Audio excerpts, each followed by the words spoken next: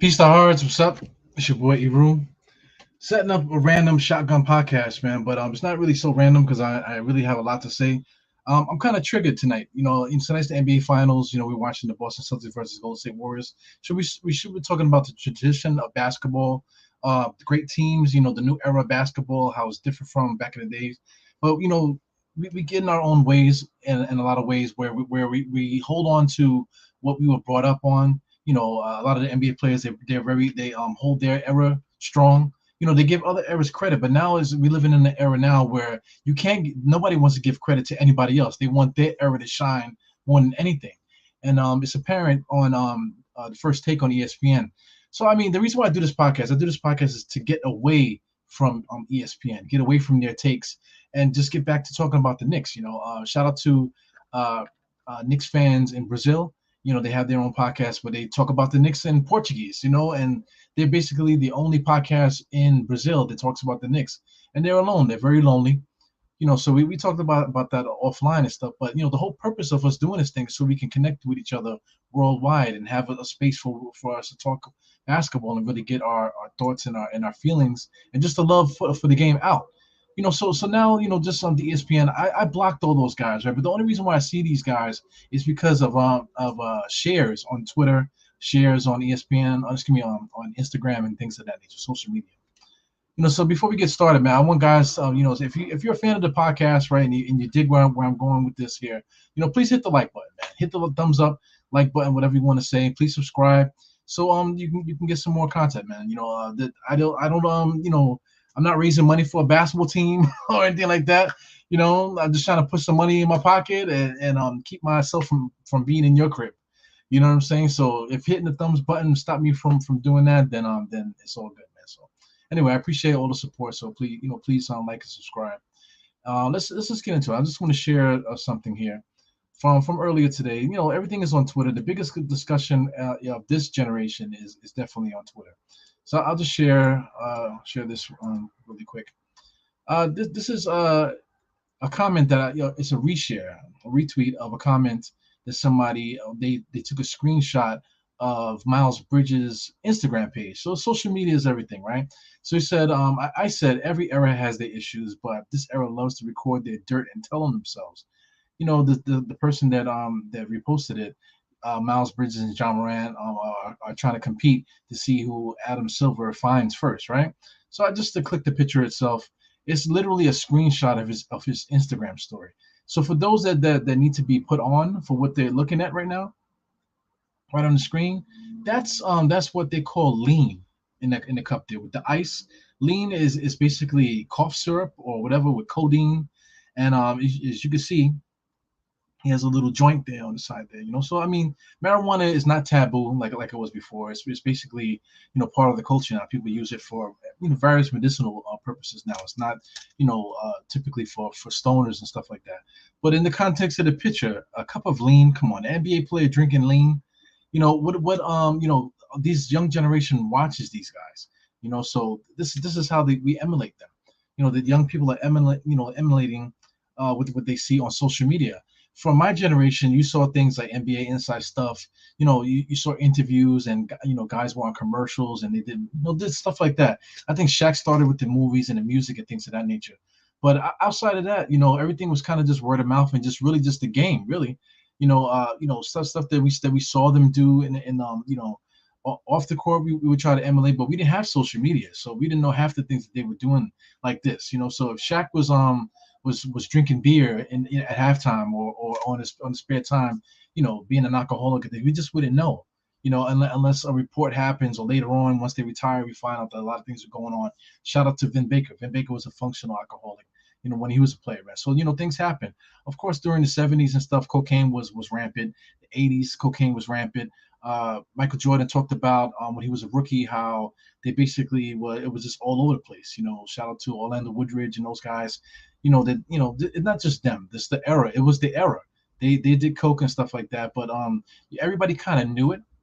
Because NBA players they made money, but their money wasn't so far away from a normal person that people couldn't interact with each other. especially in Harlem and stuff. You want to talk about in the '70s with Walt Frazier and stuff. You can go to these clubs and like Zanzibar. They posted a picture, with Earl of Pearl. He was at Zanzibar with Patti LaBelle. But then there was also just random people there. So it was that close where people could still, even though you're famous, you could still bump elbows with people in the street. So it was a different time. That the money wasn't as strong as it is now. But is errors, man. But this is something that it just can't fly, man. This whole image here. So that's not really the whole point of what I'm trying to say here. But I'm just unpacking slowly here. So let me get into another post here that a fellow podcaster posted. This is from, I'm not really good with the names here, but this is from Nick Central. Alex B. This is the Bad Weather fans, I believe. These guys are here. Good podcast. I tune in a couple times to see what they're talking about. So they're legit New York based podcast. So he's talking about Mad Dog. Mad Dog. Right now the whole thing with Mad Dog is this generation doesn't get where he's coming from. When you see Mad Dog, all they see is like typical stereotypical white man from Brooklyn, the way that he talks and this and the other. They see racism. They see a bunch of different things. He was accused of that throughout the years. But like in his heyday, when it was Mike and the Mad Dog, the Mad Dog was everyone was really on his side, really, as far as hardcore sports fans and stuff, the energy and things of that nature. He used to battle, Mike Francesa to the death. So they had their airwaves, and they basically was the only ones really. They were the real true quote unquote to the street, that represented the era of the time, you know what I'm saying? So everybody, gave, came from those guys. They gave birth to everybody, you know what I'm saying? So this is where my Mad Dog comes from. But the problem is with this generation, that nobody wants to hear that shit. Nobody cares where Mike Dog or Mad Dog came from. They don't care what he has to say. But to the defense of the young people, Mad Dog's not doing a good job representing his point of view as well. Every time he gets into an argument with these guys and they get angry at him about certain things, instead of tapering it down and maybe trying to put himself in their shoes or something, at least acknowledging the fact that they're just not getting where he's coming from, he double downs on what he's saying, and then he wants to say, "Oh, I'm older, I have more experience," and this and the other. Nobody wants to hear that, man. They want a connection. This is the social media age. Same thing, with posting a cup of lean today. They just want a connection with the reality of what's happening out there, the culture of what they do. So they post pictures because they want the instant gratification, let everyone know that they're just like them. So it is what it is. Back in the days, they didn't necessarily need that. They had the pictures and stuff, but for the most part, they tried to stay away from that. But I agree with them. Mad Dog is annoying TV analyst. Young fan, like I said, young fans don't agree with what he says, but but the old people, older people just don't know how to relate without chastising. And when it comes down to it, man, there's a lot of history with sports. There was a point in time where minorities couldn't play sports. The quote unquote minorities. To take it to that level.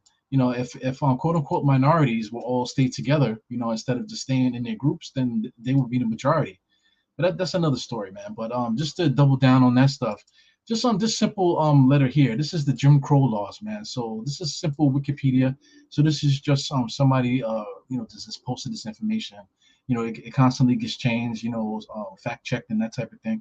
So anyway, this is an intro for those that don't know anything about it. Just go through it. It starts from basically around slavery or before slavery ended. And then it just basically rules for how to go about life, as time goes on. So, I'm bringing this up is because this is what gave birth to the 70s, the 60s, the 70s, the NBA in general. The NBA started in 1945 around the Second World War. So you had a lot of issues too, not only with the Jim Crow stuff, but just stuff, stuff from Europe, Holocaust stuff, just World War stuff, a lot of poverty. We just came off of a depression, that type of thing. So this is the United States, this is the world culture. It's a whole different thing here, different ball game, different kind of person during that time. So as far as money is concerned, the NBA didn't have any money. So a lot of these players, they literally were plumbers in the summer. They literally were substitute teachers in the summer. I can just go down the line with the Knicks here. So I'm going to pull up their roster from the last time they won a championship, 1972 to 73, just to throw the Knicks in there. You got a guy like Dave the Butcher. I think Dave the Butcher I think he sold insurance. You know what I'm saying? Bill Bradley was like a basically an intern, in politics, doing stuff like that, working with people in the off season to get his foot in the door as far as politics is concerned. Phil Jackson, I think he did various different things. Walt Frazier went back to to the islands and stuff to build up his properties and stuff there because he knew that he probably couldn't afford necessarily to live a certain lifestyle in New York, and that's what he chose to do. I think Jerry Lucas might have been a teacher. A couple of these guys here, Dean Meminger, his son actually went on to be a sports, not a sports, a newscaster. So these guys went on to just started families and just, just live normal lives because they could, because they didn't really make a lot of money compared to what they make now. Now these guys, you want to talk about 20 million, $30 million. This is generational wealth. Back in their time, they might have made like 35,000, 35,000 a year. That might translate to to like maybe 100,000. Then I want to say during this era, like maybe like the next era up, or maybe just right at the start of this era, because 1973, 73, 74 season was the year that Dr. Dre won his championship with the ABA. So the Knicks won in the NBA, and then the following year in the ABA, Dr. J won his championship. So during that time, I think Dr. J made like 600,000 or something like that, or whatever it is, because that's another article as well. So let me pull that up too. So while I'm at it. This is a New York Times article. So as soon as I finish with the podcast, I'll double down and put these things in all these articles that I'm sharing with you guys in the description, so you can just do a quick skim through yourself and just go down the rabbit hole, whatever. This is a New York Times article talking about their salaries, how they were subsidized. So they're just going on about the various star players. Rick Barry was one of the first people they mentioned. They were talking about how other teams were pooling money together just to pay for certain guys, especially when it came from the ABA. The NBA teams literally could not afford to bring them into the league. So all the teams had to put money together. So if you read this article, you'll see all the information that he literally pulled money together. Like in a typical year, 1973, this is the year we're talking about here. Each NBA team contributed basically $7,000 towards Rick Barry's $218,000 salary at San Francisco. So Rick Barry went on to win championships and stuff too. So basically, the whole league paid for San Francisco to win a championship. Could you imagine that? You know what I'm saying? Could you imagine living in that type of environment, especially with social media, how things are now, and how people always have a voice and always have something to say about stuff? During this time period, nobody really cared. Because even though people enjoyed the NBA, it wasn't like now where it was easy access where you could just go on the cable and put the Knicks on. The Knicks were on tape delay in New York. Other teams you would have to catch them on the weekend, or and like just like how they have triple headers and stuff like that on TV and stuff. You would have to catch it that way, or just catch it in the newspaper. A lot of times there weren't a lot of video of the NBA, so you literally would have to be a diehard of sports in general just to get your full fix on what's happening with sports and stuff. It was just a different time, man. So this is what it is here. The money was different. The guys literally, $200,000 seems like a lot of money, but we can make that. You know what I'm saying? Six-figure salaries is really nothing for people that live in big cities like New York City. You get yourself two jobs, and you'll be able to get your 100,000. Work overtime. You should be able to get your six-figure salary as well.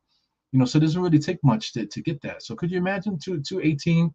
You know what I'm saying, during that time, which like I said, which is a lot of money. I think if you translate 218,000, that's probably like 600,000 in today's money. They talk about this in this whole article. So like I said, I'll put the description in the bio with all that. So I'm just unpacking a lot of information. But like I said, I do have a point. Let me get this out of here. I want to talk about someone like PB Kirkland. So PB Kirkland at the time, these guys were in Rucker Park, and the big conversation with them is that they rather be in the street and make their money in the street because they were making so much more money in the street that why would they take on an NBA contract and have to do all the traveling and be away? You're going to end up spending more money than anything, because even though at the time, NBA teams, A lot of times they travel by themselves. A lot of times they had to handle their own laundry. And when it came to taking care of their families, of course, they had to spend a lot of money just to maintain those lifestyles to keep their family safe while they're out on the road and stuff. Because it was a different world. Like I said, I'm bringing up Jim Crow and stuff like that because it was a racist country, extreme racist country where where all kind of atrocities were happening during the time when these guys were playing. And we're talking about the early 70s, 60s and stuff like that. This is what do you want to call it's the civil rights era. A lot of things were happening. Civil rights leaders were getting killed and stuff like that. It was like a hopeless time, but these guys were living during that time. And then you have to use a lot of resources to keep your family safe during that time. And there was no cell phones and that type of thing, so it was a little difficult. So I'm just unpacking this stuff because this history needs to be remembered, man. It's not fair that everyone just likes to they feel like they can make fun of something, and just really thinking about it now. But then I say, oh, I don't mean it like that. But you just said it, and if somebody doesn't check you, then everyone turns it into a big rolling joke. And that's what Twitter is. Twitter is a big rolling joke. Like if you dissect some of the things that I showed you today, look in the comments and look at some of the things that people are saying, you'd be amazed at the craziness that people say. And then you wonder, how could they say all these things if you could just look throughout history about everything that's gone on, and how dare you have such closet and closed off opinions about things, man. So like it literally was a thing, back then in the streets, to sell the drugs, whatever, and live that lifestyle, play basketball, play in the summer, because you were making more money than the NBA basketball players. And then that's why they will come down to these parks and play every year. Walt Frazier used to play all the time. All these players used to play all the time. I'm down there. The reason why they used to do that is because, like I said, the money was so close to a regular person at that time that it wasn't a big deal to go down to the Rucker Park and play, because that's where they hanged out. The clubs were down there. All the hangout spots were in those areas. So the NBA players would literally be there all the time anyway, driving around and doing their thing, going to restaurants and stuff like that. That's what they did, because like nowadays, it's kind of rare to run into an NBA player. Like, you're not going to see him like at the same places that you go to. They go to a different level of places because they just make so much more money now. So we can't really rub elbows with him. But back then, you can go to the park and play basketball against NBA players, man.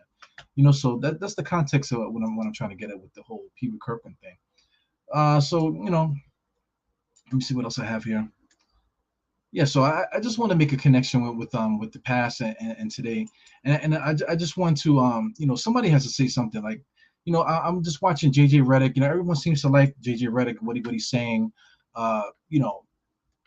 Just his stance. He's able to stand up to Stephen A. Smith, making Stephen A. Smith look stupid a lot, with his takes and whatever. But the one thing about JJ Redick is that he's so pissed. Like, why is he so pissed?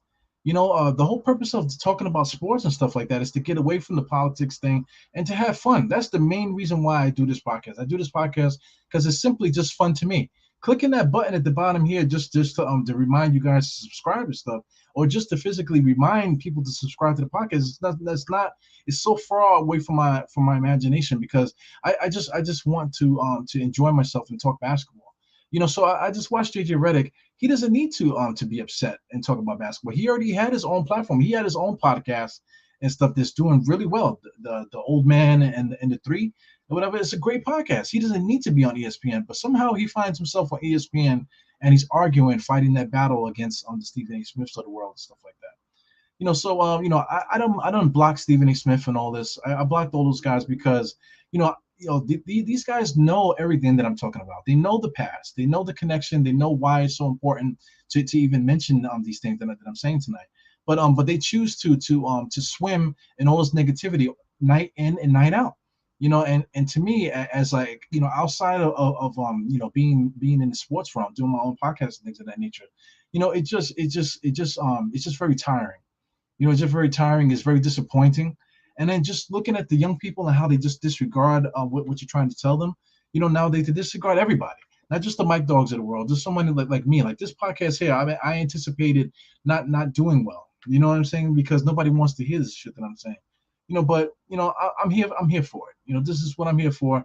if you enjoy the podcast, you know that I go off on a tangent at times, go off topic the same way like that motorcycle did. This is New York City. You can't stop things from happening. But I can't sit back and just not put something out there in the airwaves to counteract the stuff that I'm watching here. So I just want to say hello to the chat here. There are people popping in the chat saying what's up. So shout out to Geraldine, one of the first always. Mike K, this is Mike Doctor right here. 1992, he's talking about Greg Anthony, John Starks, X-Man, best Thug lineup of all time. Yeah, we're gonna get into the Thug stuff soon. I'm gonna wait for State to do that. We're gonna really go crazy with that. So tune in for that. We'll probably do that sometime this week, maybe Friday. Um, Salute to Pudge, peace to Evergreen. Evergreen. Today would be a good day to have you on the podcast, man. I should have hit you up, because you have your own platform too on TikTok. Evergreen's on TikTok. Follow Evergreen. It's the same name here, Evergreen G. Follow him on TikTok. He unpacks a lot of things having to do with Black culture, just American culture, American history, and things of that nature. Social stuff. Historical things too that all tie in together. It's very important, man. It's very important. If you do not know the past and do not have an understanding of what's going on, of language, how language works and just how social stuff works and how everything works and how just the power of your word and speech and stuff can either build up someone or tear them down. This is something that's missing in the conversation when it comes to sports because everybody wants to be so serious. Guys want to take you out of your character just because you don't like RJ Barrett as much as they do. You know what I'm saying? And people want to fight you about random things. Oh, you said this, you said that, screenshots and stuff. You know what I'm saying? I wish there was social media back in the civil rights era. You know what I'm saying? In the heavy deep South when Jim Crow was going crazy, I wish there was social media then because then we'd be able to take pictures and then the country will be able to see themselves for who they are at the time there. While I'm here too, for those that think that things were just going on in the South, during the Civil War, they had a draft, and there was a quote unquote New York City draft riot. So look that up. Just look up New York City draft riot, and then just go down the rabbit hole of things that you find there, and then you'll see that the South wasn't the only place that was going crazy. New York City, there's a lot of neighborhoods in this city that's looked upon as like upper echelon and like whatever you want to say, like high class places that weren't like that, weren't always like that.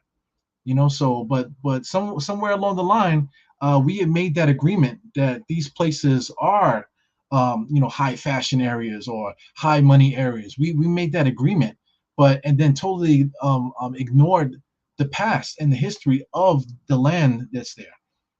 So that's the basic thing what I'm saying here. When it comes to sports and stuff, people like to make their takes and they like to disregard history and stuff like that, just to make a point, just to make a joke, with just to big up their era and this, that, and the other. But they neglect the fact that history repeats itself. You know what I'm saying? So if you don't know the past, then you're doomed to repeat the horrors of the past. So I mean, right now with eminent domain and gentrification and stuff like that, the exact same thing that happened during that time, maybe not at the violent level, it's still happening socially and stuff like that. And the violence never goes away; it just dissipates and goes a different direction. And people get confused and they get distracted by certain things as well.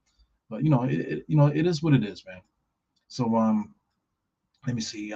We got Pudge here. Shout out to Pudge. Yeah, man, that shit is crazy. The lean stuff, that lean is no good, man.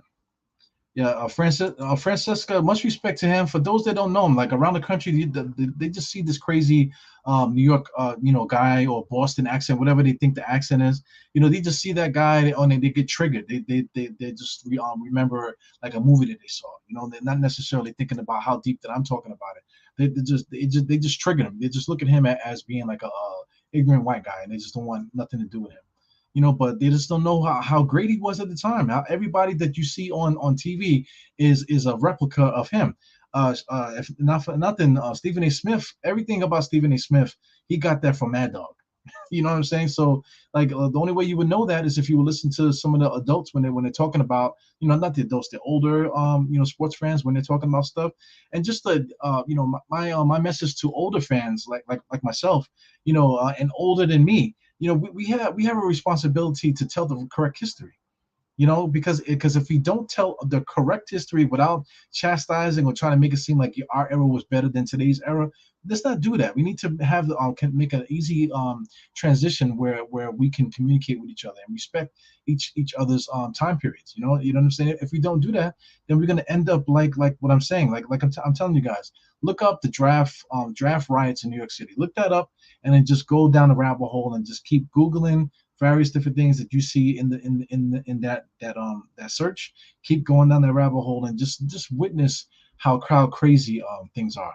And then go take a walk and go walk through those neighborhoods that were affected. And you're not gonna believe that some of the buildings are still there, some of them are not there, and just the stuff that's going around in those areas, compared to what was happening at the time. It's interesting, man. So yeah, shout out to Evergreen, man. Shout out, definitely follow him and stuff. What's going on here? Evil Raven, love the show. Always get a good laugh. Yeah, I am a crazy dude, man. I love to laugh. That's what I'm here for. I'm here to blow off steam. I think it's funny. If you don't think it's funny, the fuck to hell with you. You know what I'm saying? But a lot of you kind of get my humor and you come back for it and you support stuff. So I really appreciate it. Definitely, man. Yeah, man. Rabbit holes are definitely fun. Especially. See, I appreciate good jokes too, man. But anyway, man, while I'm here, man, I just want everyone to get out there and support their favorite podcaster. Shout out to Dope. What is it? Dope Sports. That what's her name? I'm not good at Steph from MBK. She has a good show. She's starting to build it up and stuff.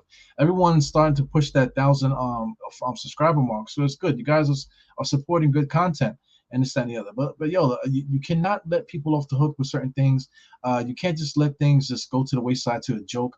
You can't correct somebody by chastising or being negative. So you cannot do that. One negative does not make another negative a positive.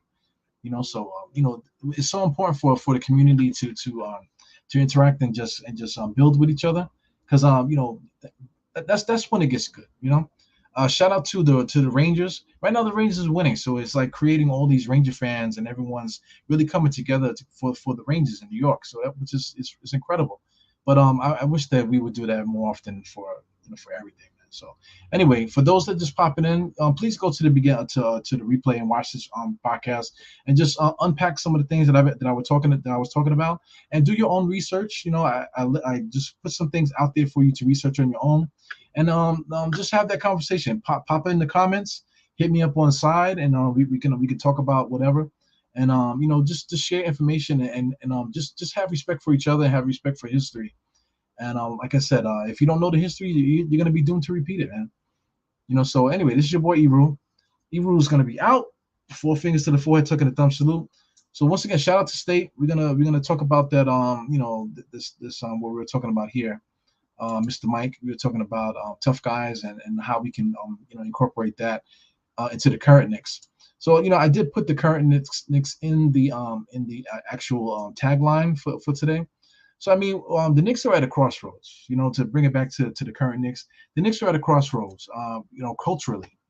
A lot of us they remember these guys, the Greg Anthony's, John Starks, and Anthony Meese. We remember that tough guy era. But now we're in this era, and everyone's more talking about shooting threes and finesse stuff. People, me and State argue all the time. It's gonna be about Mitchell Robinson and his rebounding and stuff like that. He's telling me that, oh, he don't need to rebound because Emmanuel quickly he can rebound and stuff like that. But if you don't if you don't stand for anything, then you fall for everything. So the tradition is here. 1992 with the defense, take it back to the 70s, the 73, the defense running the floor, shooting and stuff like that. It's happened before. The Knicks, when we won championships with the jump shot, fast breaks. There was no 3-point shot, but if there was, that Knick team that won championships in 69 and 73, they it's gonna be 70 and 73. They would have hit a lot of threes. That team probably could play in this era. as far as with the open style game that they play. Everybody shot. Even the captain, he shot a lot of long jump shots. Clyde Frazier shot a lot of jump shots. But the core thing was defense and team play. So I wish this current Knicks organization will can make that connection where guys play for each other and move the ball, get up and down the court, shoot the rock, team basketball. That's our tradition. So but a lot of Knicks fans, a lot of basketball fans out there, that's why I mentioned the Knicks fans in Brazil, because those guys are talking by themselves and they know the history, but everyone else they kind of just following the hot team. So if Boston wins, then they're going to be following Boston. If Golden State wins again, they're going to be following Golden State. So just the history from standpoint, man. You got to stand for something. The Knicks have a tradition. We need to remind them of that. That's our duty as podcasters and just Knicks fans in general, not just podcasters. I'm not nobody's leader. I'm just putting out stuff here. We all here together. But this is our duty to tell the stories and remind people of the tradition of Knicks and New York basketball. And right now, like I said, the Knicks are on the crossroads. The current Knicks, we have a lot of guys that have similar personalities that they had in the '70s. These guys are real close together. They're socialites. You see Manu quickly out hanging out in different circles and stuff, mixing and mingling with the influential people in the world of sports and entertainment. RJ's doing his thing and stuff like that. So we need to continue to build and add on to that, and make that movement a little stronger. And I guarantee if we do that, it's going to result in basically a repeat of what happened back then. Shout out to '92, the '90s Knicks, all the way up to '99. All those teams was the same thing, a lot of togetherness. Shout out to Chris Childs, Chris Childs and Charlie Ward and all these guys. The talent might not have been there offensively and stuff, but every one of those guys were leaders. Anthony Mason was mentioned here in this post. So it's the same thing. You can basically mirror the same team that we had in the '90s with the '70s, except the '70s had their own era. The '90s had their own era, but the playing styles and tradition was very similar. Defense, like I said, moving the ball. There wasn't so much offense during that time, but guys doubled down on that defense stuff and post ups and playing hard on the inside and stuff like that for the era. That's what we did. Right now, there's a 3-point shot and stuff, but we still have an opportunity to play great defense and move the ball and share it amongst the whole team, not just the one player, the one star player like Julius Randle, doing his one-on-one thing. But that's because of Tom Thibodeau. Tom Thibodeau came on late. He came on like after the Knicks went to the finals. He came on, so he wasn't there for the tradition.